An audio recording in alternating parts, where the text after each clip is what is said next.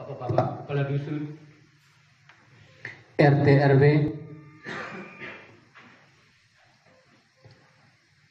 KPM, singkatnya yang sempat hadir pada siang hari ini. Berkaitan dengan kegiatan kita hari ini merupakan suatu kegiatan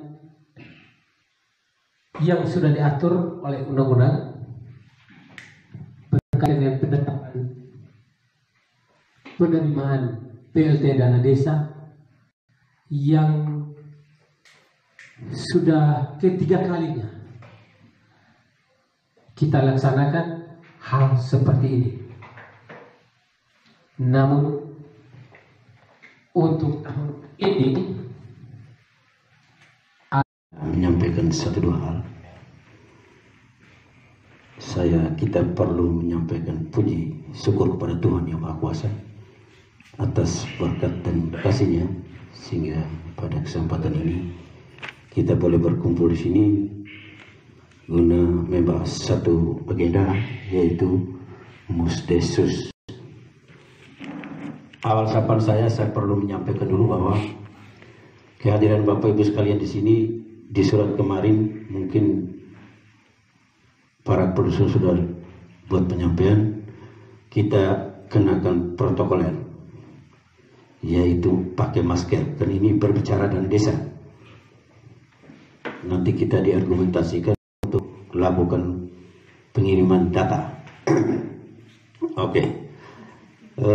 Yang saya hormati Bapak Camat Datu Keli, yang saya hormati pula KCPM MD Kecamatan Datu Keli, Pak Ketua BPD bersama anggota,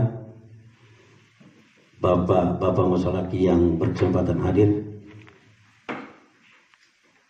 para kepala dusun, tokoh adat, tokoh perempuan, seluruh anggota KPM yang berkesempatan hadir yang saya kasihi. Ada satu dua hal yang dapat saya sampaikan berkaitan dengan rujukan untuk di tahun 2021 berkaitan dengan KPM penerimaan dan desa. Wajib kami perlu menyampaikan berkaitan dengan aturan atau syarat. Di beberapa hari kemarin saya sudah lambungkan surat untuk para pendusun untuk penagihan macam pajak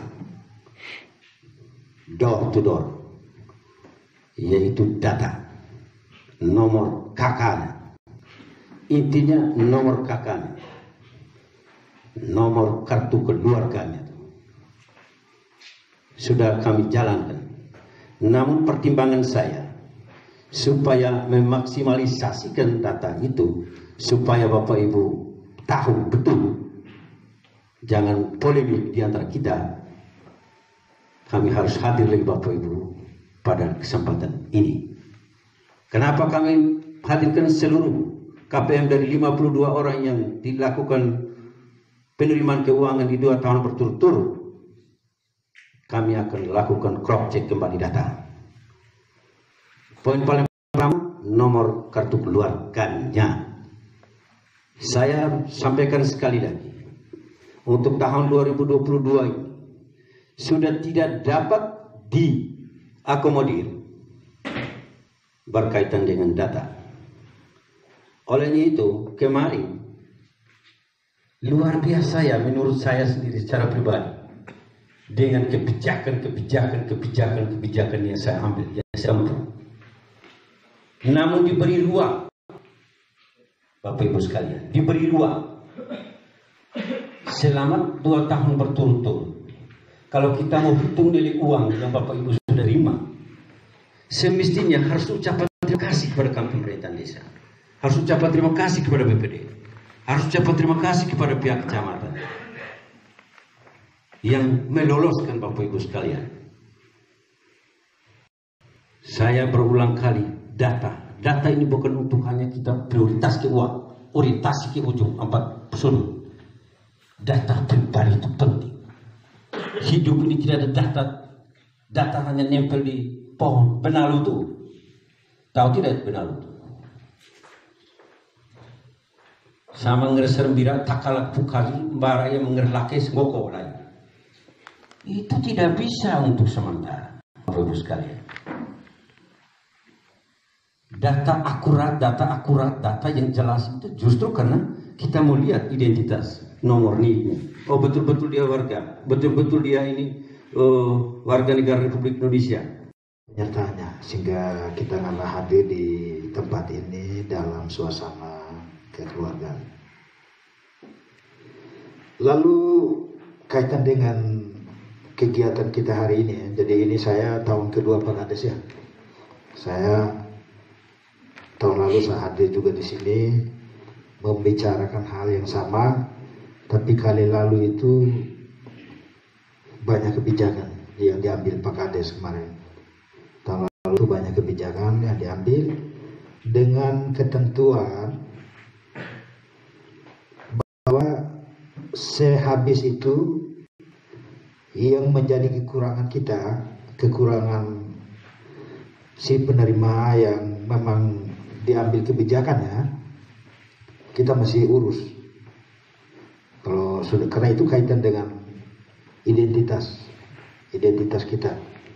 Tadi banyak hal yang disampaikan oleh Pak Ketua BPD dan juga Bapak Kades, bahkan juga sudah ditempuh dengan melakukan kunjungan rumah ya, jadi door to door, dari rumah ke rumah, untuk memastikan bahwa kita identitas yang kemarin belum lengkap, kita lengkap.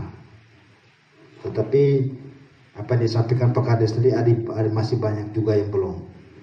Mudah-mudahan mungkin waktu kemarin itu belum sempat. Lalu kehadiran kita hari ini kita bisa menunjukkan identitas kita. Karena tanpa itu tidak bisa. Tanpa itu tidak bisa ya. Jadi dimanapun, di desa-desa mana, di kecamatan, di kabupaten ini tidak bisa. Karena kalau sudah sampai 2 tahun ini, lalu sekarang kita ambil kebijakan lagi, itu kita disalahkan secara aturan.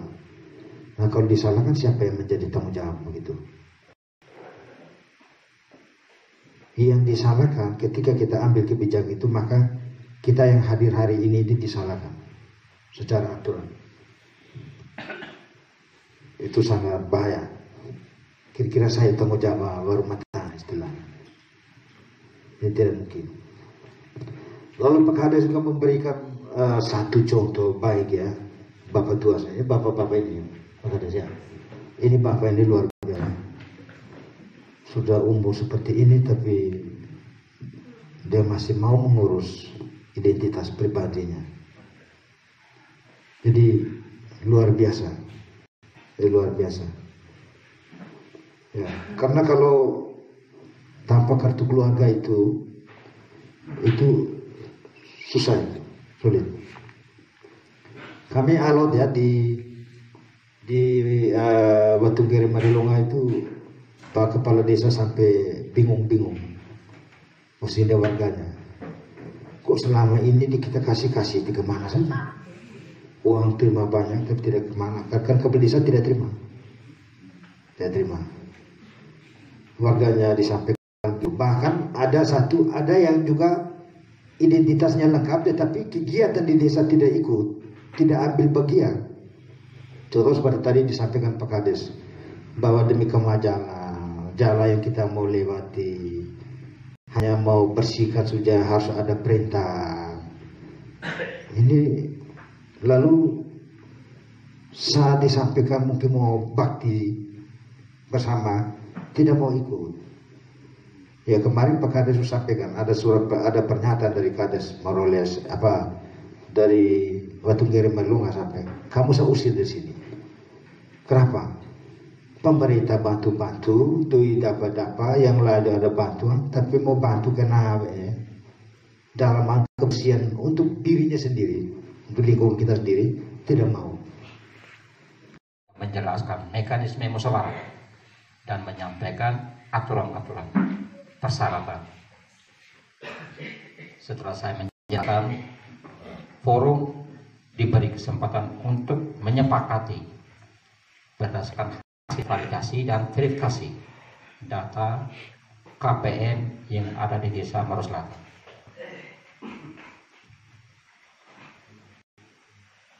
Dana desa tahun anggaran 2022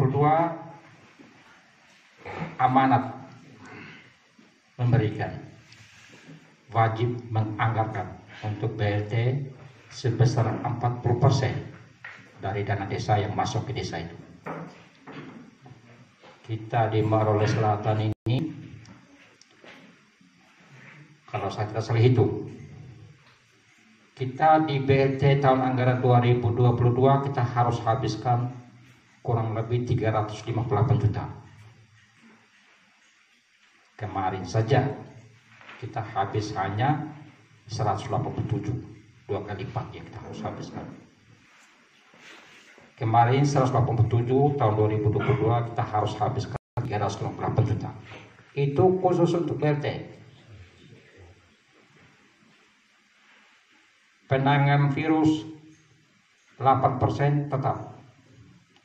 Itu amanat Kementerian Desa. BLT wajib maksimal 40%. Dana Desa Maros Selatan, kalau saya tidak salah hitung, 2022 diperkirakan sekitar 895 juta. Itu pergubnya ada. Dari 895 juta, kita harus menghabiskan di BLT saja sekitar 398 juta. Ini kalau dilihat dari kita punya penganggaran di 2021, maka kurang lebih sekitar setengahnya lebih kita harus anggarkan. Kemarin 187, sekarang 358. Yang kedua, saya masih berbicara soal pagu. Yang 40%, apabila KPM di desa itu tidak mencapai 40%, maka sisanya akan dianggarkan ke desa lain dalam wilayah kabupaten. Itu amanat Kementerian Desa.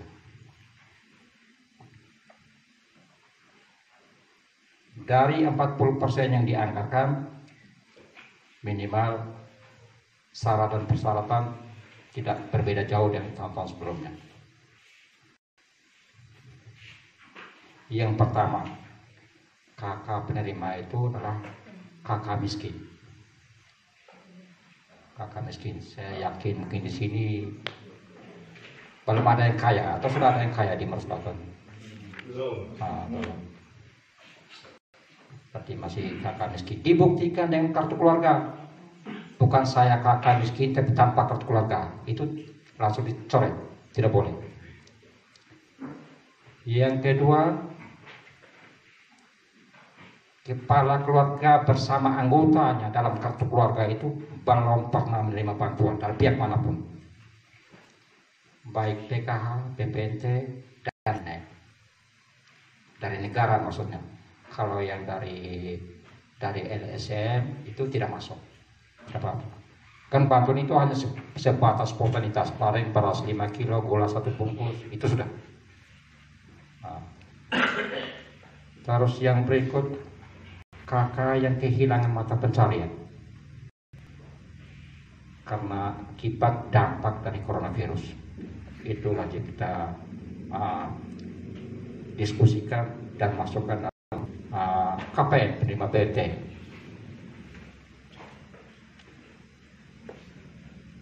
Terus kepala keluarga, di dalam keluarga itu terdapat, di dalam kartu keluarganya terdapat jompo, janda, dan disabilitas.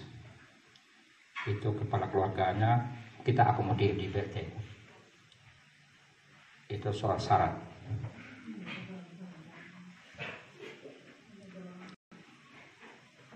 saya sudah sampaikan, saya harus mempertegas bahwa di 2021 kita di Maros Selatan ini ada 52. Data KPM tidak selamanya dia tetap. Ada 52 di 2021, 2022 bisa saja menjadi 60, bisa jadi 70, bisa jadi 30, bisa jadi 20 bisa. Terjadi penambahan apabila terdapat KK baru di dalam wilayah desa itu, kita wajib akomodir dengan memenuhi syarat. Terjadi kekurangan apabila KK yang kita akomodir di 2021 itu mungkin sudah meninggal dunia, coret, sudah berpindah ke desa lain misalnya, coret. Terus contoh realnya misalnya dulu mungkin ada satu atau dua yang posisinya mungkin janda, setelah itu dia kita akomodir di BPT. Tiba-tiba dalam perjalanan dia menikah dengan desa sebelah, dia pindah dengan ikut suaminya ke desa sebelah, itu kita langsung exit. Itu soal dia punya ininya, syaratnya. Itu wajib kita pikirkan bersama. Terus yang berikut lebih penting dan lebih urgent yang harus kita diskusikan hari ini adalah saat kita melakukan validasi. Karena apa validasi? Validasi itu kita cocokkan dari syarat yang ada tadi. Salah satunya adalah tidak pernah atau belum pernah menerima bantuan lain dalam anggota kartu keluarga itu, kartu keluarga yang tertulis di dalam kartu keluarga itu. Jadi saat validasi Pak Ketua membacakan nama kepala keluarga yang berhak terima BLT, tapi misalnya Bapak Ibu RT RW kepala dusun tokoh yang ada di sini dia mengatakan bahwa nama yang terbaca istrinya di PKH, itu kita pikirkan bersama. Ini sudah melanggar. Kami bicara banyak, saya Pak Camat di kecamatan, kami para pihak-pihak kecamatan kami ini hanya menyampaikan aturan dan mekanismenya. Kalau Bapak Ibu forum saudara hari ini tidak mengikuti, kami tidak melarang, tidak menyuruh juga. Ibarat dalam perjalanan kami ini hanya sebatas rambu-rambu kendaraan, belok kiri, belok kanan, tanjakan, kerikil. Di saat Anda lewat tidak sesuai dengan rambu-rambu kendaraan, silakan tanggung jawab sendiri. Kami cuci tangan Bapak, kami menjelaskan apa yang kami sampaikan sesuai aturan. Kalaupun ada persoalan, kami juga dipanggil paling-paling sebagai saksi menjelaskan sesuai dengan aturan perundangan. Dan hal itu kami harap jangan sampai terjadi di Desa Maros Selatan. Di 8 desa yang sudah kami lewati ramai masalah soal validasi. Agenda yang paling hot adalah agenda validasi. Karena apa? Saat dibacakan nama kepala keluarganya, ada RT, ada kepala dusun mengatakan bahwa istrinya sudah di PKH. Lebih ramainya lagi istrinya bilang, saya hanya nama di PKH, uang tidak pernah terima, tidak pernah masuk. Forum seperti itu kita harus butuh kejelasan para pendampingnya ada di tempat. Diundang kemarin di undangan itu saya lihat ada. Tapi hari ini mungkin dalam perjalanan atau tidak hadir atau bagaimana tidak tahu. Jadi kita tidak bisa memberikan keputusan.